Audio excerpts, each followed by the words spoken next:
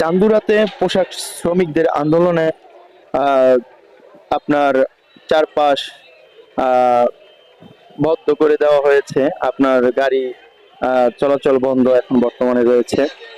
আপনার এই আন্দোলন আসলে কবেকার শেষ হবে বা কি হবে আদৌ, এটা আপনাদের আসলে জানা নেই। কারণ আমাদের কিন্তু দিন শেষে খুব কষ্ট হয়ে যায়, যেহেতু গাড়ি চালাইতে খুবই কষ্ট হয়। বিভিন্ন জায়গায় আন্দোলনের জন্য সর্বপ্রথম যে কাজটি মানুষ করে সেই কাজটি হচ্ছে গাড়ি বন্ধ করে দেয়।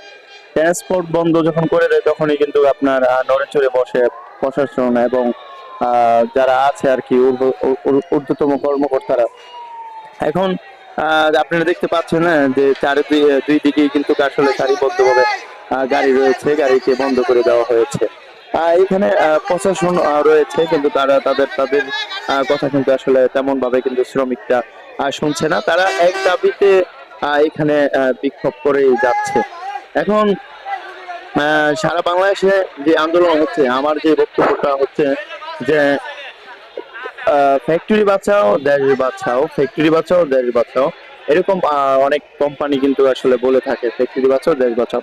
আচ্ছা ঠিক আছে, আমরাও কিন্তু যুক্তি ঠিক আছে, ফ্যাক্টরি বাঁচাও দেশ বাঁচাও, কিন্তু আমাদেরও তো পেট আসলে বাঁচাতে হবে। এখন আপনারা ফ্যাক্টরি চালান, অনেক কোম্পানি কিন্তু আসলে তারা শ্রমিকদের সাথে জিত করে ফ্যাক্টরি বন্ধ করে দিচ্ছে, বা অনেকে ফ্যাক্টরি বড় বড় ফ্যাক্টরি কিন্তু বন্ধ করে দিচ্ছে, এরকম আছে আমাদের বাংলাদেশে নদীর।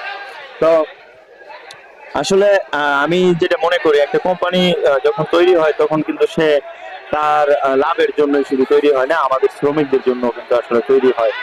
কারণ একটা কোম্পানির মালিক যদি চিন্তা করে যে আমি ফ্যাক্টরি বন্ধ করে দেবো, তা সে কিন্তু বন্ধ করে দিলে তার কিচ্ছুই হবে না, কারণ তার যে টাকা আছে সেই টাকা দিয়ে তার জীবন চলে যাবে।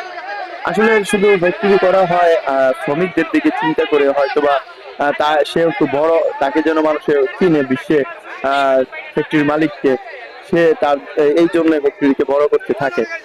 আর শিল্প যদি আসলে না বেঁচে থাকে, আমি মনে করি যে বাংলাদেশে কিন্তু আপনার খুবই একটা কষ্টের মধ্যে আমাদের কিন্তু দিন যাবে, এটা আমি মনে করি। তো আমরা সবাই আসলে সহনশীল ভাবে আমাদের মালিকদেরকে বোঝানোর চেষ্টা করব। আসলে আন্দোলন করে কিন্তু সবকিছু পাওয়া যায় না, তো আমরা সেই চেষ্টাটাই করব। ভালো থাকবে সবাই। আসসালামু আলাইকুম ওয়া রাহমাতুল্লাহি ওয়া বারাকাতুহু।